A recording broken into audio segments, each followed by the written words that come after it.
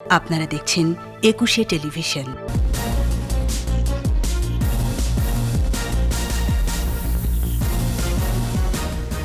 জয়ের সুবাস পাচ্ছেন বাইডেন। 4 রাজ্যে ভোট গণনা বন্ধে আইনি লড়াইয়ে ট্রাম্প, বিভিন্ন শহরে বিক্ষোভ। যুদ্ধ নয়, আক্রমণ মোকাবেলায় সামর্থ্য অর্জন করতে চায় বাংলাদেশ, বললেন প্রধানমন্ত্রী। নৌবাহিনীর 5 জাহাজের কমিশনিং। করোনায় আরও 17 মৃত্যু। অক্সফোর্ডের 3 কোটি ভ্যাকসিন কিনছে বাংলাদেশ। ত্রিপক্ষীয় চুক্তি সই। ক্ষুদ্র প্রাতিষ্ঠানিক খাতে প্রণোদনা বাস্তবায়ন হার কম। বেকারত্বের ঝুঁকিতে 1 কোটি মানুষ। সড়ক নিরাপত্তা আইন বাস্তবায়নের নির্দেশ। ওবায়দুল কাদেরের দুর্ঘটনার 70% পথচারী সংশ্লিষ্ট, বলছেন বিশেষজ্ঞরা।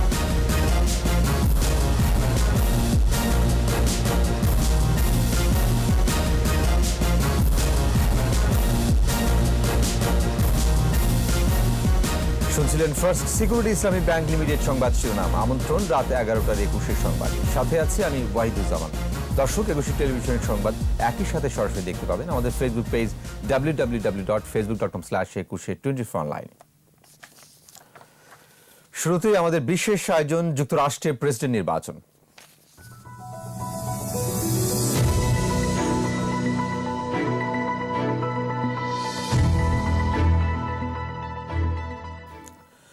মার্কিন প্রেসিডেন্ট নির্বাচনে জয়ের সুবাস পাচ্ছেন ডেমোক্রেট জো বাইডেন। সবশেষ ফলাফলে বাইডেন পেয়েছেন 264টি ইলেকট্রাল ভোট। ম্যাজিক ফিগার ছুঁতে আর দরকার মাত্র 6টি ভোট, আর 214টিতেই আটকে আছেন ট্রাম্প। 4 রাজ্যের ভোট গণনা বন্ধ করতে আইনি লড়াইয়ে নেমেছে ট্রাম্পের প্রচারণা শিবির। ভোট গণনার পক্ষে বিপক্ষে বিভিন্ন শহরে পাল্টাপাল্টে বিক্ষোভ হচ্ছে। আরও জানাচ্ছেন আজহারুল ইসলাম। জয়ের খুব কাছেই ডেমোক্রেট প্রার্থী জো বাইডেন। ফলাফলের সবশেষ খবরে ডোনাল্ড ট্রাম্পের তুলনায় স্পষ্টতভাবেই এগিয়ে আছেন তিনি। 538টি ইলেকট্রাল ভোটের মধ্যে দরকার 270টি। সুইং স্টেট উইসকনসিনের পর মিশিগানের ফলাফলই জয়ের কাছে নিয়েছে বাইডেনকে। তবে নেভাদা, জর্জিয়া, পেনসিলভেনিয়া ও নর্থ ক্যারোলিনায় এখনও ভোট গণনা শেষ হয়নি। নেভাদায় এগিয়ে আছেন বাইডেন। এই রাজ্যে জয় পেলেই ম্যাজিক ফিগারে পৌঁছে যাবেন বাইডেন। ব্যাটল গ্রাউন্ড পেনসিলভেনিয়ায় জয় না পেলেও তিনি প্রেসিডেন্ট হবেন। এখনও ভোট গণনা চলছে, তাই জয়ের ঘোষণা না দিলেও ডেমোক্রেট প্রার্থী জো বাইডেন বলেছেন কাউকে ভোট লুট করতে দেয়া হবে না। তবে যে 4 রাজ্যে এখনও ভোট গণনা চলছে তা নিয়েই যত আপত্তি ট্রাম্পের। প্রতারণা করা হচ্ছে বলে অভিযোগ করেছেন তিনি। এরই মধ্যে 4 রাজ্যের ভোট গণনা বন্ধ চেয়ে আইনি লড়াইয়ে নেমেছে ট্রাম্পের প্রচারণা শিবির। আর এ নিয়েই ফিলাডেলফিয়া, শিকাগো, পোর্টল্যান্ড সহ যুক্তরাষ্ট্রের বিভিন্ন শহরে বিক্ষোভ ছড়িয়ে পড়েছে। ট্রাম্পের সমর্থকরা ভোট গণনা বন্ধের দাবিতে বিক্ষোভ করছেন। মাঠে আছেন বাইডেনের সমর্থকরাও। তাদের দাবি সব ভোটই গুনতে হবে। এর আগে ম্যানহাটনের ওয়াশিংটন স্কয়ার পার্ক এলাকার কাছাকাছি ওয়েস্ট ভিলেজে জো বাইডেনের একটি পোস্টারে আগুন দেওয়ার ঘটনায় পরিস্থিতি উত্তপ্ত হয়ে ওঠে। পরে পরিস্থিতি নিয়ন্ত্রণে আনতে লাঠিচার্জ করে পুলিশ। আটক করা হয় বহু মানুষকে। আজহারুল ইসলাম, একুশে টেলিভিশন। কারো সাথে যুদ্ধ নয়, তবে আক্রমণ মোকাবেলার সামর্থ্য অর্জন করতে চায় বাংলাদেশ। নৌবাহিনীতে নতুন 5টি জাহাজের কমিশনিং অনুষ্ঠানে এ কথা বলেন প্রধানমন্ত্রী শেখ হাসিনা। দেশের সমুদ্র সীমা রক্ষার লক্ষ্যে নৌবাহিনীকে গড়ে তোলা হচ্ছে বলে জানান তিনি। শেখ হাসিনা বলেন, 21 শতাব্দীর চ্যালেঞ্জ মোকাবেলার লক্ষ্যে সার্বিক প্রস্তুতি নিয়ে এগুচ্ছে সরকার। প্রণব চক্রবর্তী রিপোর্ট।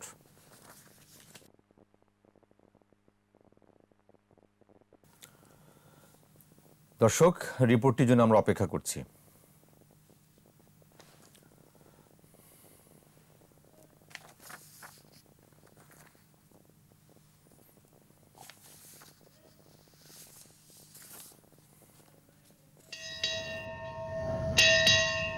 বাংলাদেশের রয়েছে বিশাল জলসীমা, রয়েছে সমুদ্র সম্পদও, আর তার রক্ষায় ত্রিমাত্রিক বাহিনী হিসেবে গড়ে তোলা হচ্ছে বাংলাদেশ নৌবাহিনীকে। দেশের সীমানা ছাড়িয়ে এই বাহিনী এরই মধ্যে বিশ্ব দরবারেও বাংলাদেশের ভাবমূর্তি উজ্জ্বল করেছে। সম্মানিত সুধী মণ্ডলী, নৌবাহিনীর সক্ষমতা বৃদ্ধিতে বহরে যুক্ত হলো অত্যাধুনিক নতুন 5টি জাহাজ। এর মধ্যে 3টি যুদ্ধ জাহাজ, 2টি জরিপ জাহাজ। 11.14 মিটার প্রস্থের করভেট। বঙ্গবন্ধুর জন্মশতবার্ষিকীতে নতুন এসব জাহাজের কমিশনিং অনুষ্ঠানে গণভবন থেকে যুক্ত হন প্রধানমন্ত্রী শেখ হাসিনা। ফরমান হস্তান্তরের জন্য অনুমতি প্রদান করছি। বক্তব্যে নৌবাহিনীর প্রশংসা করে প্রধানমন্ত্রী বলেন, একবিংশ শতাব্দীর সকল চ্যালেঞ্জ মোকাবেলায় সার্বিকভাবে এগিয়ে যাচ্ছে সরকার। আমরা সবসময় চেয়েছি যে আমাদের এই সমুদ্র সীমা শুধু রক্ষা করা না, সমুদ্র সম্পদটাও যেন আমাদের অর্থনৈতিক উন্নয়নের কাজে আমরা অর্জন করতে পারি। তার জন্য আমাদের কাজ করতে হবে এবং এই ক্ষেত্রে আমরা ব্লু ইকোনমি এই ধারণাপত্র আমরা নিয়েছি।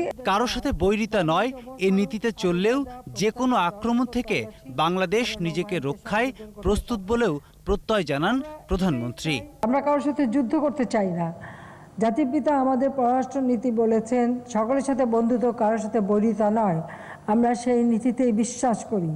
কিন্তু যদি বাংলাদেশ কখনো বহিঃশত্রুর আক্রমণ দ্বারা আক্রান্ত হয়, তাকে মোকাবেলা করবার মতো সক্ষমতা আমরা অর্জন করতে চাই। তাই আমাদের সমুদ্র সীমা রক্ষার জন্য আমরা এই নৌবাহিনীকে শক্তিশালী করে গড়ে তুলছি। নিজস্ব ইয়ার্ডে জাহাজ তৈরি করে প্রতিবেশীদের সহায়তার ইচ্ছার কথাও উল্লেখ করেন সরকার প্রধান।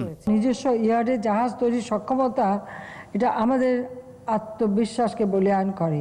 আমরা হয়তো ভবিষ্যতে অন্য দেশের জন্য জাহাজ তৈরি করতে পারবো এবং দিতে পারবো। বঙ্গবন্ধুর জন্মশতবার্ষিকীতে নৌবাহিনীর কর্মকাণ্ড আরও বাড়বে এমন আশা জানিয়ে দ্বিতীয় ধাক্কার করোনা মোকাবেলায় সকল সদস্যকে সচেতন থাকার পরামর্শ দেন প্রধানমন্ত্রী শেখ হাসিনা। এই করোনা ভাইরাসের সময় আমাদের নৌবাহিনী যথাযথ ভূমিকা রেখেছে। প্রণব চক্রবর্তী, একুশে টেলিভিশন, ঢাকা। 24 ঘন্টায় কোভিড-19-এ আরও 17 জনের মৃত্যু হয়েছে। এ নিয়ে মোট মৃত্যু 6021। স্বাস্থ্য অধিদপ্তরের সংবাদ বিজ্ঞপ্তি বলছে, 243তম দিনে 114টি ল্যাবে 15,225টি নমুনা পরীক্ষায় শনাক্ত হয়েছে 1842। মোট শনাক্ত 4,16,006।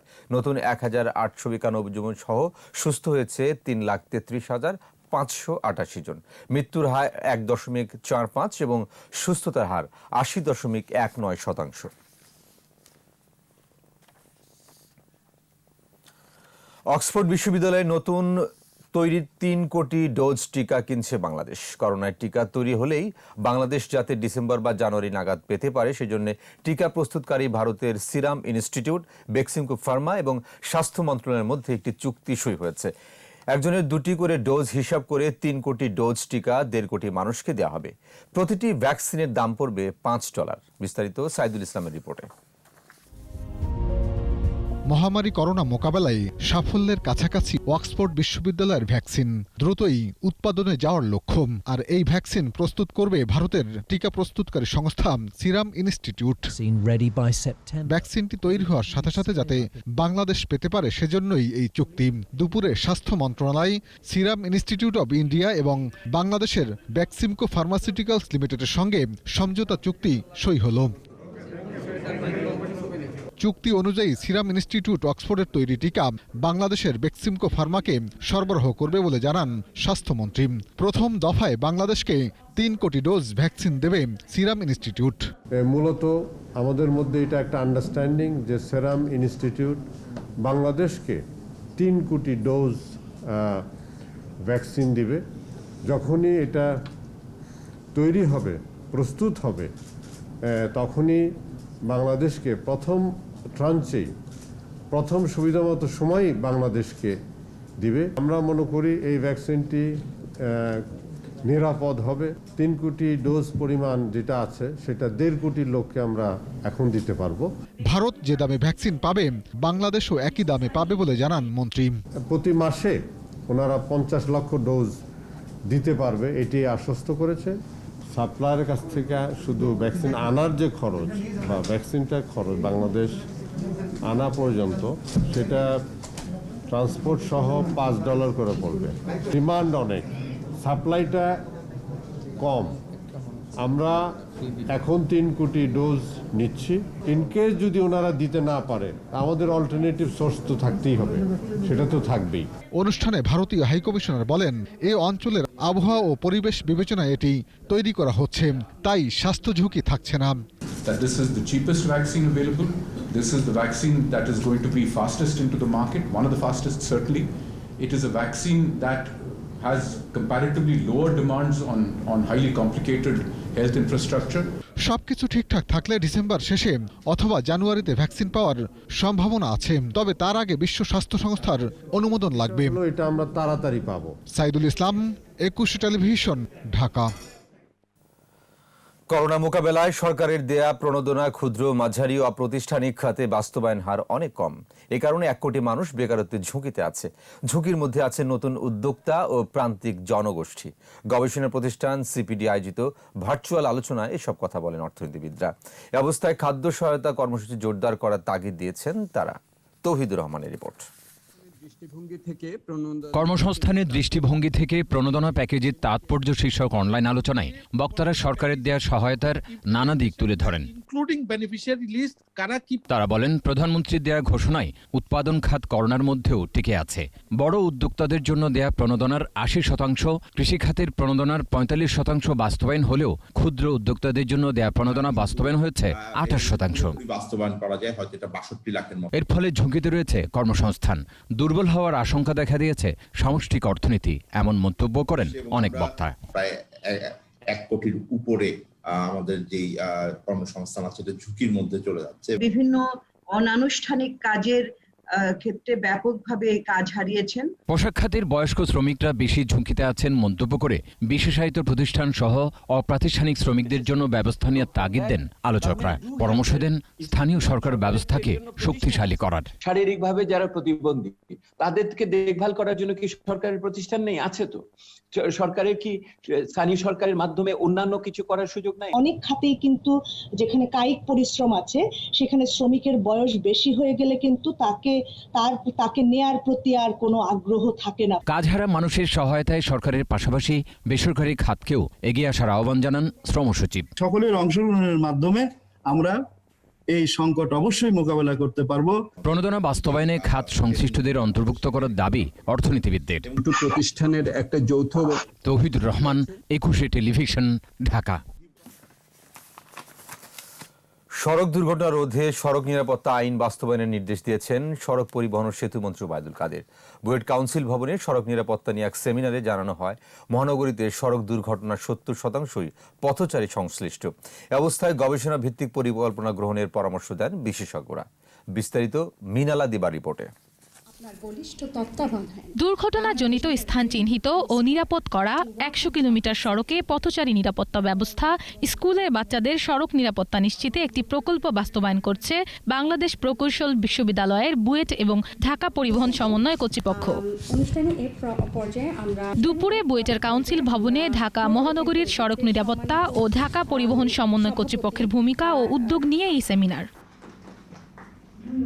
বিশেষজ্ঞরা জানান, সড়ক দুর্ঘটনায় বার্ষিক ক্ষতির পরিমাণ জিডিপির শতকরা 2 থেকে 3 ভাগ। প্রতি বছর 74% সড়ক দুর্ঘটনা ঘটে ঢাকা মহানগরীতেই।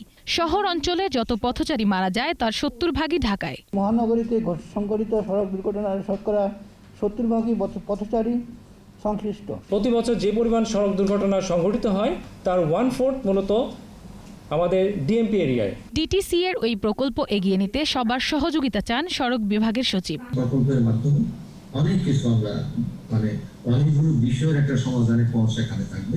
সেমিনারে ভার্চুয়ালি যুক্ত হন সড়ক পরিবহন ও সেতু মন্ত্রী ওবায়দুল কাদের। নিরাপদ সড়কের সঙ্গে প্রকৌশল ত্রুটির সমাধান এবং সড়কে বিশৃঙ্খলা রোধে সচেতনতার পাশাপাশি আইনের কঠোর প্রয়োগের নির্দেশনা দেন মন্ত্রী। সড়ক নিরাপত্তা যে আইন আমরা সংসদে পাস করি, সে আইনও আমরা পর্যায়ক্রমে বাস্তবায়ন করছি। আমি শুধু আইন করি, আইনের প্রয়োগটা না থাকে তাহলে সেখানে তো আমাদের নিরাপদ সড়কের স্বপ্নই থেকে যাবে। সড়ক মহাসড়কের নির্মাণ ত্রুটি অপসারণে এআরআই সারা দেশে 114টি স্থান চিহ্নিত করেছে। বিশেষভাবে ধন্যবাদ জানাচ্ছি। মিনালা দিবা, 21 টেলিভিশন, ঢাকা। নিচে বিরতি। স্বাস্থ্যবিধি মেনে চলুন, সুস্থ থাকুন। যখন ফিরছি তখন অন্যান্য খবরের সঙ্গে আরও থাকবে। রাজধানীর মাতুয়াইলে ইলেকট্রনিক্স পণ্যের গুদামে আগুন, কাজ করছে ফায়ার সার্ভিসের 14টি ইউনিট। মালয়েশিয়া থেকে আসছে নতুন মাদক আইস, রাজধানীতে মূল ডিলার সহ গ্রেপ্তার 6। আবার আমন্ত্রণ রাত 11টার 21 সংবাদে। রাজধানীর মাতুয়াইলে বাদশা মিয়া রোডে একটি ইলেকট্রনিক্স পণ্যের গুদামে আগুন লেগেছে। বিকেল 4টায় শুরু হওয়া আগুন এখনও নিয়ন্ত্রণে আসেনি। স্থানীয়রা জানান, গুদামটিতে এলইডি লাইটের যন্ত্রাংশ ছিল। আগুন নিয়ন্ত্রণে আনতে কাজ করছে ফায়ার সার্ভিসের 14টি ইউনিট। আহমদ বাবুর রিপোর্ট। বৃহস্পতিবার বিকাল 4:30টার দিকে কোনাপাড়া পাশা টাওয়ারের 6ষ্ঠ তলায় আগুনের সূত্রপাত হয়। খবর পেয়ে ফায়ার সার্ভিসের 14টি ইউনিট আগুন নিয়ন্ত্রণে কাজ শুরু করে। তবে দাহ্য পদার্থ বেশি থাকায় আগুন নিয়ন্ত্রণে আনা অসম্ভব। তাই স্থানীয়রাও সহযোগিতা করে ফায়ার সার্ভিসকে। এই বড় মেশিনটা লম্বা উপরে, এই মেশিন যদি এখানে আর 2টা মেশিন আসতো, এটা এই আগুনটা কন্ট্রোল হয়ে যেত। বিভিন্ন কার্টুন দেখা গেছে, তারপর হচ্ছে আপনার তার দেখা গেছে, প্লাস্টিকের যাবতীয় অনেক মালামালি দেখা গেছে। এখানে চায়না থেকে কার্টুন আসে, কার্টুন এখানে বোঝাই করে রাখে। এদিকে ভবনে কি ধরনের মালামাল আছে বলতে রাজি হয়নি মালিক পক্ষ। কোনো দাহ্য পদার্থ কিছুই নাই, ইলেকট্রিক মালামাল জাস্ট রেখে দেয়া। এখনো পাকে নাই, আমাদের পাকছে, দেখি পাকছে। ঘটনাস্থলে যান ফায়ার সার্ভিসের মহাপরিচালক সাজ্জাদ হোসেন। আগুন নিয়ন্ত্রণ আনতে ফায়ার ফাইটারদের নির্দেশনা দেন। সবচেয়ে বড় প্রবলেম হলো এই বিল্ডিংটাতে আসলে চারিদিক যেহেতু বন্ধ, শুধু এক পাশ ছাড়া, সেজন্য আমাদের কাজ করতে একটু কষ্ট হচ্ছে। বাট আমরা দেখবো আসলে এটা কিভাবে আগুনটা লেগেছে। তদন্ত কমিটি হবে, ওরা বের করবে। বিল্ডিং কোড মেনে ভবন তৈরি করলে আগুন নিয়ন্ত্রণ সহজ হতে বলেও মন্তব্য করেন মহাপরিচালক। আহমদ বাবু, 21 টেলিভিশন, ঢাকা। ঢাকা 18 আসনের উপনির্বাচন নিয়ে বিএনপির অভিযোগ বানোয়াট ভিত্তিহীন বলে অভিযোগ করেছে আওয়ামী লীগ। নির্বাচন কমিশন সচিবালয়ে প্রধান নির্বাচন কমিশনারকে KM নুরুল হুদার সাথে বৈঠক করে আওয়ামী লীগ প্রতিনিধি দল। পরে দলটির প্রেসিডিয়াম সদস্য আব্দুর রহমান বলেন, ঢাকা 18 আসনে উপনির্বাচনে বিএনপির অস্থিরতা সৃষ্টির চেষ্টা করছে, উস্কানিমূলক বক্তব্য পরিবেশকে প্রশ্নবিদ্ধ করার চেষ্টা করছে। তিনি জানান, অভিযোগ খতিয়ে দেখে ব্যবস্থা নেওয়ার আশ্বাস দিয়েছে ইসি। গণমাধ্যম কর্মী আইন ও সম্প্রচার আইন শিগগিরই সংসদে তোলার আশ্বাস দিয়েছে তথ্যমন্ত্রী হাসান মাহমুদ। দুপুরে ঢাকা রিপোর্টার্স ইউনিটি আয়োজিত বঙ্গবন্ধু নিয়ে লেখার প্রদর্শনীর সমাপনী ও লেখক সম্মাননা প্রদান অনুষ্ঠানে অনলাইনে যুক্ত হয়ে তিনি কথা বলেন। সাংবাদিকদের দক্ষতা বৃদ্ধিতে পেশাভিত্তিক বিভিন্ন প্রশিক্ষণ ও উৎসাহ প্রদানে পুরস্কার ঘোষণার কথাও বলেন তথ্যমন্ত্রী। এর মধ্য দিয়ে শেষ হয় রজত জয়ন্তী উপলক্ষে বঙ্গবন্ধু কর্নার সহ 5টি স্টলের প্রদর্শনী। পরে বঙ্গবন্ধু নিয়ে প্রদর্শিত লেখার লেখকদের সম্মাননা দেওয়া হয়। অনুষ্ঠানে সভাপতিত্ব করেন ঢাকা রিপোর্টার্স ইউনিটির সভাপতি রফিকুল ইসলাম আজাদ। দেশের প্রয়োজনে যে কোনো দুর্যোগ মোকাবেলায় সেনাবাহিনী জনগণের পাশে থাকবে বলেছেন সেনা প্রধান জেনারেল আজিজ আহমেদ। অতীতের ধারাবাহিকতায় ভবিষ্যতেও দেশের অখণ্ডতা রক্ষায় সর্বোচ্চ ত্যাগ স্বীকারে সদা প্রস্তুত থাকতে সেনা সদস্যের প্রতি আহ্বান জানান তিনি। সিলেটের 17 পদাতিক ডিভিশনের নতুন 4টি ইউনিটের পতাকা উত্তোলন অনুষ্ঠানে সেনা প্রধান আরও বলেন, দেশের সার্বভৌমত্ব রক্ষা, দুর্যোগ মোকাবেলা সহ আর্থসামাজিক ও অবকাঠামো উন্নয়নে সেনাবাহিনী গুরুত্বপূর্ণ অবদান রাখছে।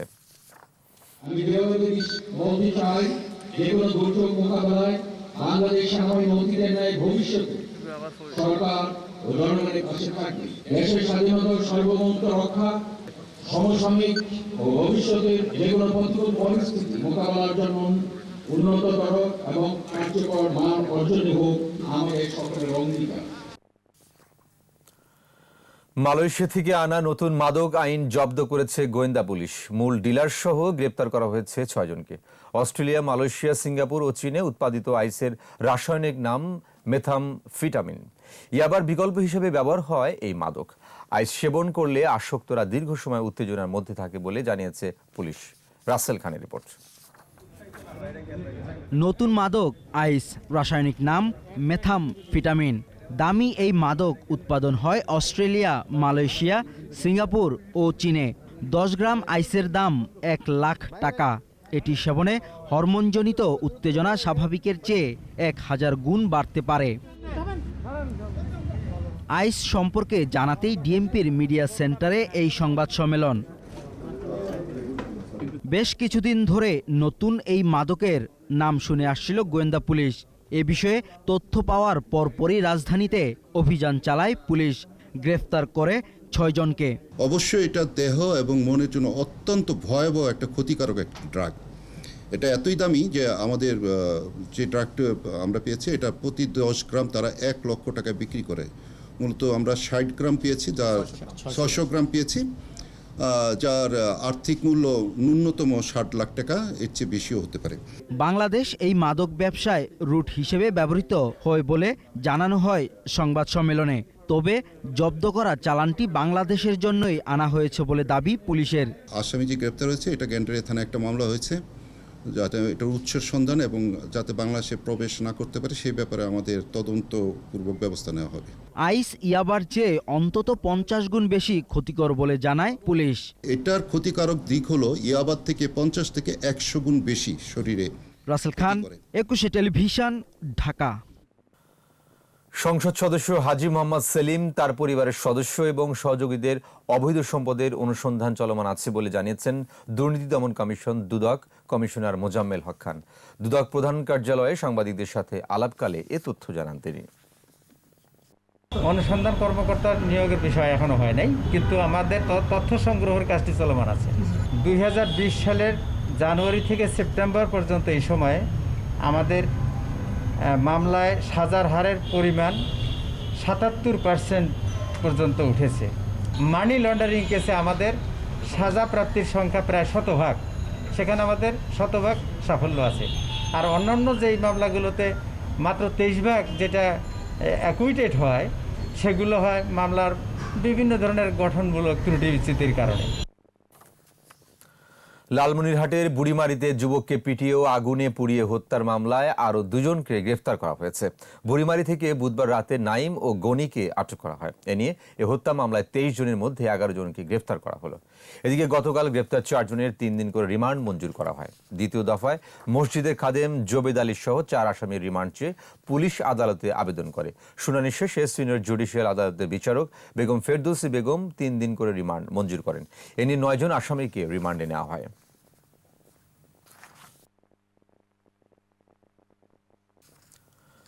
বেড়েই চলেছে ডেঙ্গু রোগীর সংখ্যা। এখন পর্যন্ত হাসপাতালে 666 জন রোগী চিকিৎসা নিয়েছেন। ডেঙ্গুর প্রকোপ বাড়ায় ঢাকার 2 সিটি কর্পোরেশন মশক নিধন কার্যক্রম জোরদার করেছে। তবে জেল জরিমানা করেও সচেতন করা যাচ্ছে না নগরবাসীদের। মাহমুদ হাসানের রিপোর্ট। মৌসুমের শেষ সময়ে এসে বাড়ছে ডেঙ্গু জ্বরের প্রকোপ। একদিনে ঢাকায় 13 জন নতুন রোগী ভর্তি হয়েছে হাসপাতালে, আর ঢাকার বাইরে 1 জন। পরিস্থিতি নিয়ন্ত্রণে মশক নিধন অভিযান জোরদার করেছে 2 সিটি কর্পোরেশন। তবে বারবার বলার পরেও সচেতন করা যাচ্ছে না নির্মাণাধীন ভবন মালিকদের। স্বাস্থ্যকর্মীরা বাড়ি বাড়ি যাচ্ছে, সরাসরি বাড়ির বাসিন্দাদের সঙ্গে, কেয়ারটেকারদের সঙ্গে কথা বলছে, যারা তাদের নিজ আঙ্গিনা পরিষ্কার করে রাখে। মোবিলাইজেশন ছাড়া এটি অডিট করা সম্ভব না। তো আমরা আসলে ওই গ্রাসরুট লেভেলে কাজ করছি যাতে অ্যাওয়ারনেসটা বাড়ে। অভিযানে এডিস মশার লার্ভা পাওয়ায় জরিমানা করা হচ্ছে ভবন মালিকদের। নিজেদের গাফিলতির কথাও স্বীকার করেন তারা। নিচে ময়লা ছিল, ময়লাটা পরিষ্কার করা হয় নাই, কিছু এডিস মশার লার্ভা পাওয়া গেছে, এই জন্য জরিমানা করেছে। নাগরিকরা সচেতন না হলে সিটি কর্পোরেশনের একার পক্ষে ডেঙ্গু প্রতিরোধ সম্ভব না বলেও জানিয়েছে city corporation. Mahmud Hasan, 21 television, Dhaka. প্রজনন মৌসুমে মা ইলিশ রক্ষায় 22 দিনের নিষেধাজ্ঞা শেষে বুধবার মধ্যরাত থেকে শুরু হয়েছে মাছ আহরণ। দেশের বিভিন্ন নদ নদীতে ইলিশ শিকারে নামছেন জেলেরা। জেলে পাড়ায় ফিরেছে কর্মচাঞ্চল্য। প্রতিনিধির সহায়তায় মাসুম আলিসার রিপোর্ট।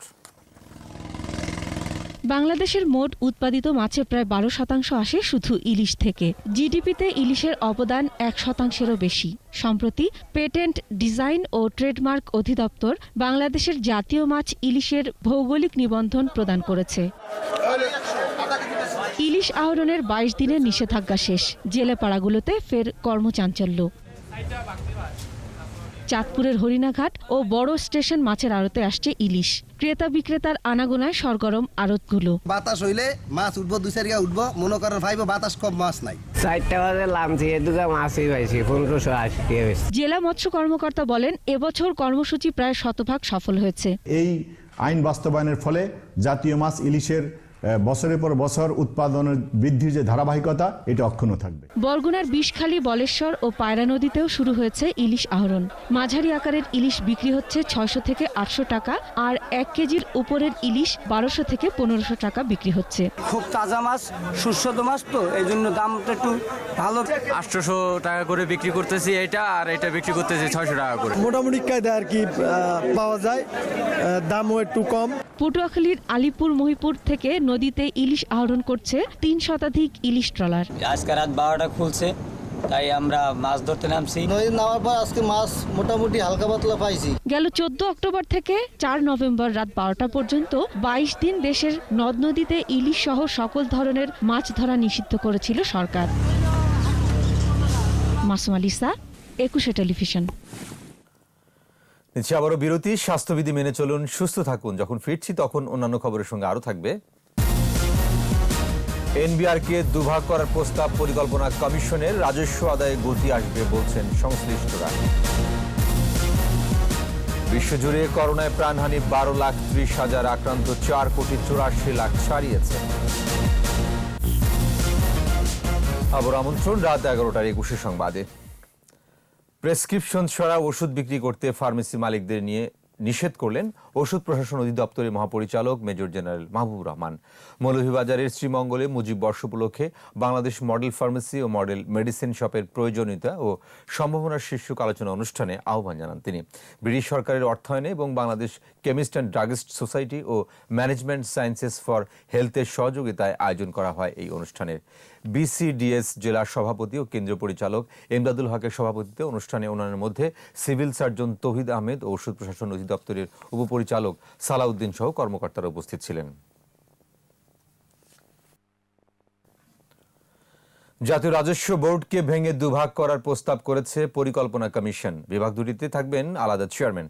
পরিকল্পনা কমিশনের এমন প্রস্তাব বাস্তবায়ন করা গেলে রাজস্ব আহরণে গতি আসবে বলে মনে করছেন এনবিআর এর সাবেক চেয়ারম্যানরা। আর বিষয়টি ইতিবাচক হিসেবে দেখছেন অর্থনীতিবিদ ও ব্যবসায়ী নেতারা। তৌহিদুর রহমানের রিপোর্ট। দেশের অর্থনীতি বড় হচ্ছে, বাড়ছে বাজেটের আকার, আর বড় ব্যয় চাহিদার বেশিরভাগ অর্থের যোগান আসছে জাতীয় রাজস্ব বোর্ড এনবিআর থেকে। এছাড়া 2041 সালের মধ্যে কর জিডিপি অনুপাত 24.15% উন্নীত করতে চায় সরকার। এই লক্ষ্য পূরণে এনবিআরে বড় সংস্কারের প্রয়োজনীয়তা দেখছে পরিকল্পনা কমিশন। তাই বিদ্যমান কাঠামো ভেঙে আলাদা দুটি বিভাগ করার পরামর্শ সংস্থাটির। এবার প্রস্তাব রেখেছি, সেটাই বলতে একটু সময় লাগবে, এটা আমাদের অ্যাকসেপ্টেন্সের ব্যাপার আছে।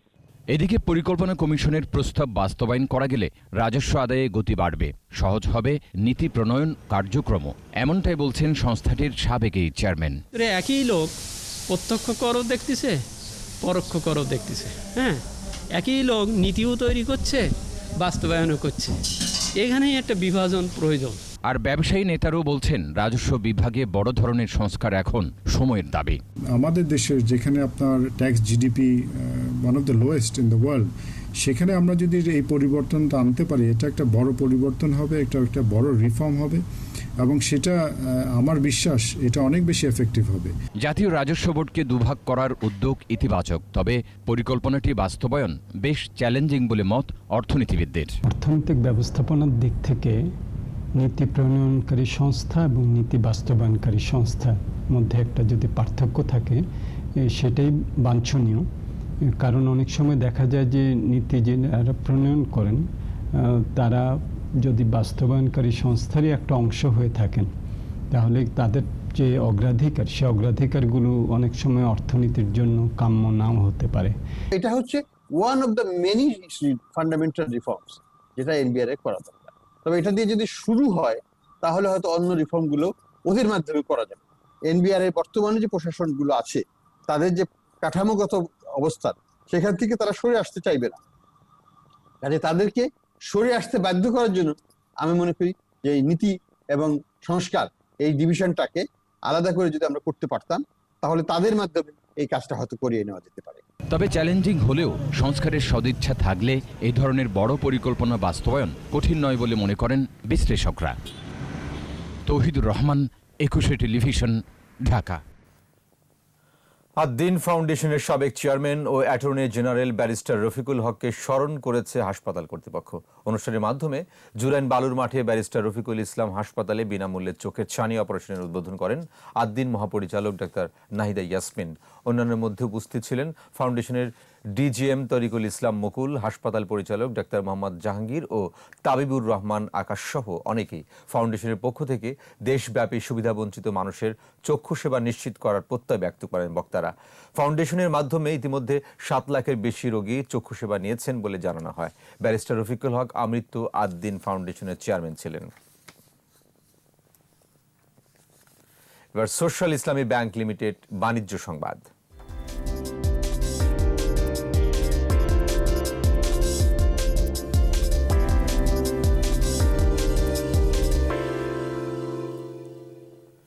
ঢাকা দিল্লি ঢাকা রুটে ফ্লাইট পরিচালনা শুরু করেছে ভারতের ভিস্তরা এয়ারলাইন্স।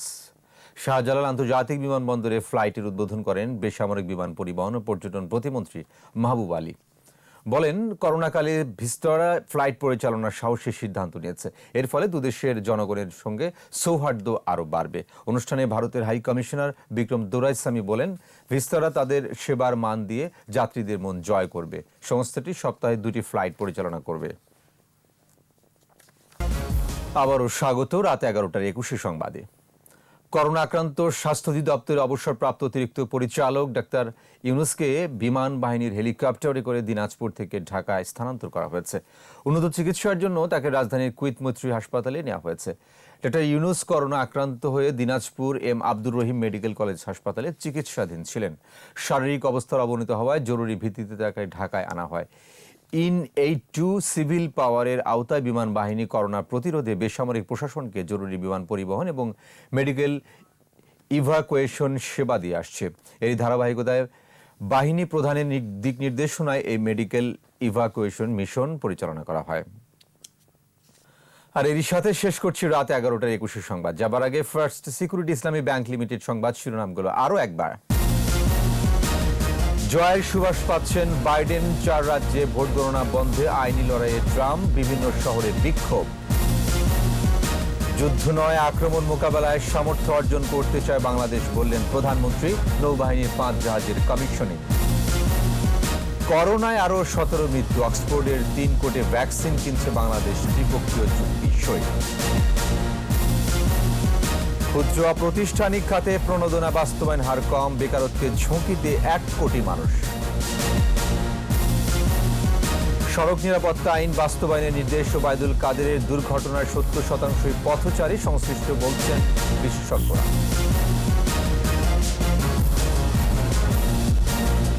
সর্বশেষ খবর জানতে ডায়াল করুন 20 নম্বরে, আর ভিজিট করুন 21-tv.com ওয়েবসাইটে। এছাড়া ফেসবুকে লগ ইন করতে পারেন facebook.com/2124 অনলাইন। পরের সংবাদ রাত 1টায়। দেখার আমন্ত্রণ রইল। স্বাস্থ্যবিধি মেনে চলুন, সুস্থ থাকুন। ধন্যবাদ।